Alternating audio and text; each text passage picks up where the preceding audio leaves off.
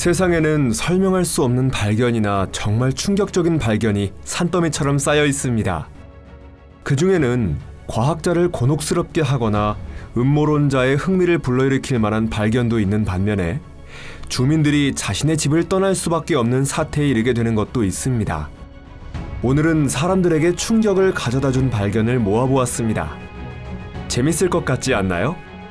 이제 시작합니다.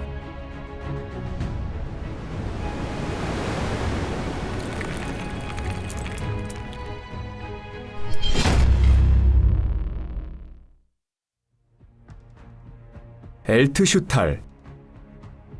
드워프는 말할 것도 없이 가공의 존재로서 오래된 전설이나 인기 있는 판타지 세계에서 자주 볼 수 있지만 만약 현실 세계에서 그들을 마주친다면 누구라도 충격을 받을 것입니다. 그런데 이 키 작은 종족과 딱 맞아떨어지는 것처럼 보이는 것이 중앙 유럽에서 발견된 것입니다. 독일과 오스트리아 등의 나라에서 높이 1m부터 1m 40cm까지의 터널이 2,000개 이상 발견되었습니다.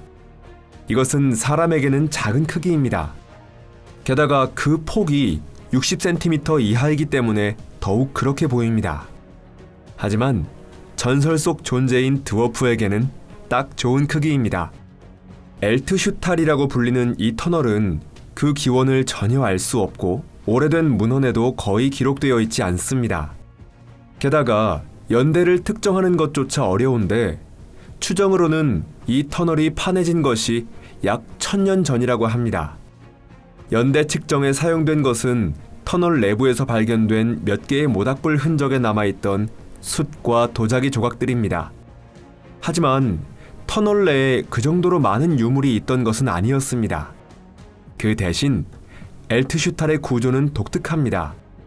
예를 들면 그저 긴 통로가 있고 도중에 분기점이나 다른 동굴들이 있는 경우도 있지만 여러 층으로 나누어진 구조로 되어 있는 통로도 있는데 이때 각 층은 수직 통로로 이어져 있습니다. 이 터널이 숨기 위한 장소라는 것은 있을 수 없는 일이겠네요. 왜냐하면 여기는 누구나 들어올 수 있을 만한 크기의 장소가 아니기 때문입니다.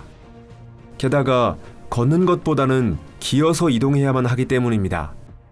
즉, 실용적이지 않습니다. 그렇기 때문에 이 정도로 호기심을 일으키는 장소임에도 이곳은 관광에 적합하지 않습니다. 애초에 터널 속을 이동하기가 너무 힘들기 때문입니다. 아이들이라면 조금 여유가 있긴 합니다. 덧붙여 말하자면 이 터널은 바이에른주에서는 츠베르크 홀, 즉 츠베르크의 구멍이라고 불리고 있습니다. 이 츠베르크라는 것은 이 지역의 신화에 나오는 드워프 대장장이를 말합니다. 이게 어떤 의미가 있는 것일까요? 여러분은 어떻게 생각하시나요? 예비 머리. 너무나도 피곤할 때면 가끔 충분히 휴식을 취해 좀 더 상쾌한 상태의 머리와 자기 머리를 바꾸고 싶어질 때가 있습니다. 하지만 유감스럽게도 이 예비머리라는 컨셉은 실현될 수 없습니다. 다만 당연하게도 이것은 고대 이집트인의 어느 풍습을 제외한 경우의 이야기입니다. 이것은 이름 있는 위인의 무덤에 예비머리를 바치는 풍습입니다. 이런 유물이 발견된 곳은 기원전 2551년부터 2496년까지의 짧은 기간 동안 만들어졌던 무덤 안쪽인데 모든 무덤은 아니고 일부의 무덤입니다. 그 머리 부분은 석회암으로 만들어져 있고 때로는 희화화되어 있는 경우도 있었지만 특정 인물을 매우 상세히 본뜬 것입니다. 어쩌면 이것은 그 무덤에 매장되어 있는 사람이었을지도 모릅니다. 이것은 기묘한 유물로 용도가 확실히 밝혀지지 않았습니다. 어느 가설에 의하면 이 예비머리는 말 그대로 예비로 사용되고 있었던 것으로 죽은 사람의 머리가 파손되었을 경우 도움이 되었을 가능성이 있다고 합니다. 하지만 이 가설에는 왜 대부분의 석회암 머리에 조각가 자신의 손에 의한 것으로 보이는 고의적인 흠집이 있는 것인지 설명할 수 없습니다.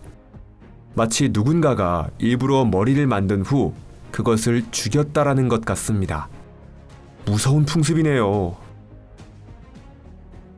미개인의 책. 다음은 어느 프랑스인 성직자의 마음을 빼앗은 미개인의 책을 소개하겠습니다. 이것은 북아메리카에서 발견된 고문서로 다른 유물과 함께 프랑스로 옮겨졌습니다. 이 고문서에는 114페이지에 걸쳐 작자불명의 기묘한 그림과 기호가 기록되어 있었는데 그 누구도 이것을 해독할 수 없었습니다. 그리고 어느 날 멕시코의 선교사가 프랑스 아르세날 도서관에서 이 유물을 보고 이것을 베껴 옮긴 후에 이 중요한 역사적 문서를 출판하기로 약속했습니다. 프랑스 쪽에서는 이를 달가워하지 않았고 먼저 발견한 권리를 지키기 위해 고문서를 먼저 출판하기로 하고 그 내용을 해독하고자 하였습니다. 이 임무를 맡은 사람이 도멘 사제인데 그는 매우 교양이 깊으며 북아메리카 인디언 문화에 정통한 사람이었습니다. 도멘 사제가 이 기묘한 기호와 그림 속에서 본 것은 풍요의 상징인 남근을 가진 인디언과 채찍을 들고 있는 샤먼, 그리고 신의 벌을 상징하는 기묘한 인물이었습니다. 또한 마법의 뼈와 마법의 돌, 두 개의 머리를 가진 위대한 마술사도 눈에 들어왔습니다. 게다가 막대기에 묶여있는 죄수나 마술의식 후 요력을 빼앗겨 죽은 주술사 등 다른 많은 것들을 볼 수 있었습니다. 사제가 이렇게 무서운 이야기를 해독하면서 얼마나 공포를 느꼈을지 상상해 보시길 바랍니다. 이 책은 발매 후에 대단한 인기를 얻었고 이웃나라 독일에서도 이 수수께끼 기호의 해독자가 나타났을 정도였습니다. 그것이 드레스덴의 문헌학자 페촐트인데 그는 이 책에 대항하는 저서를 출판했고 그 안에서 수수께끼의 기호가 블랙 레터로 쓰인 독일 문자라고 설명했습니다. 그리고 모든 기호를 해독하였습니다. 그러면 페촐트의 말을 인용해 보겠습니다. 채찍을 흔드는 인물은 인디언 샤먼이 아니라 학생을 혼내고 있는 선생이다. 또한 기묘한 형태의 인물은 번개나 신의 징벌을 나타내는 기호가 아니라 극히 평범한 소시지다. 그리고 6번째 남자는 현명하고 용감한 부족의 리더가 아니고 아이들의 풍부한 상상력의 산물이다. 또한 3명의 샤먼 우두머리가 의식의 도구를 입에 가까이 하고 있는 것이 아니라 3명의 아이가 동그란 모양의 빵을 먹고 있는 것이다. 남근 숭배에 대해서는 사제가 보고 싶다고 한다면 파리에서도 이와 같이 유치하고 부끄럼 없는 그림을 많이 볼 수 있다. 왜냐하면 장난꾸러기 소년들이 특정 하수처리 시설의 벽을 이와 같은 낙서로 더럽히고 있기 때문이다. 즉 미개인의 책은 어느 독일인 아이의 노트이며 그 아이가 써놓은 일기라는 것입니다. 그것이 심심풀이였는지 창작을 좋아했기 때문이었는지는 알 수 없습니다. 이 사제가 유럽 전역에서 웃음거리가 되었던 것은 말할 것도 없습니다. 폴란드의 흡혈귀. 2022년에 폴란드의 니콜라우스 코페르니쿠스 대학 연구팀이 기묘하고 무서운 발견을 보고했습니다. 이 팀이 피엔이라는 마을 근처에서 발굴 조사를 수행하고 있을 때 젊은 여성의 무덤을 발견했습니다. 이 여성은 17세기에 매장되었는데 그 당시 17살에서 21살 정도의 연령으로 추정되고 있습니다. 지면에는 낫이 꽂혀 있었는데 그것은 이 여성의 목구멍에 걸려있는 것처럼 보이게 놓여 있었습니다. 그것을 본 고고학자들이 얼마나 공포를 느꼈을지 상상해 보시길 바랍니다. 오싹하게 만드는 풍습이지만 이것은 그 당시로서는 어느 정도 일반적인 것이었습니다. 왜냐하면 그 당시 폴란드에서는 때때로 흡혈귀의 악행이 보고되었는데 흡혈귀로부터 몸을 지키기 위해 상상력을 발휘하여 모든 대책을 생각해내고 있었기 때문입니다. 연구자들의 생각에 의하면 발견된 여성이 흡혈귀는 아니었겠지만 가족이나 이웃을 놀라게 할 만큼 특이한 능력을 갖고 있었던 것은 아니었을까 하는 것입니다. 그렇기 때문에 죽은 후 관에서 일어나 흡혈귀로 변신하지 못하도록 그녀의 목이 낫으로 구속되어 있었던 것입니다. 이 여성의 목에 상처는 없었습니다만 만약 그녀가 일어나려고 한다면 날카로운 낫이 그 역할을 해냈을 것입니다. 또한 그녀를 확실히 눌러놓기 위해 왼발의 엄지발가락을 삼각형 자물쇠로 구속했고 게다가 3번째 방어책으로 입 안에 동전을 넣어 놓았습니다. 고고학자들이 주목한 또 하나의 수수께끼는 그녀의 왼팔이 평소와 다르게 몸쪽으로 뻗어 있는 것이 아니라 왼쪽을 향해 뻗고 있었다는 것입니다. 혹시 어쩌면 그녀가 일어나 살아있는 자의 세계로 돌아가고자 했던 것은 아니었을까요? 프랑크푸르트의 충격. 2017년 9월 독일 프랑크푸르트의 주민들은 큰 충격을 받았습니다. 특히 피난했던 6만 5천 명의 주민은 더욱 충격이 심했습니다. 이 사람들은 자택인 아파트나 2개의 병원, 양로원, 현지 오페라 하우스, 게다가 지하에 700억 달러 상당의 금이 보관된 독일 중앙은행으로부터 도망쳐 나와야만 했기 때문입니다.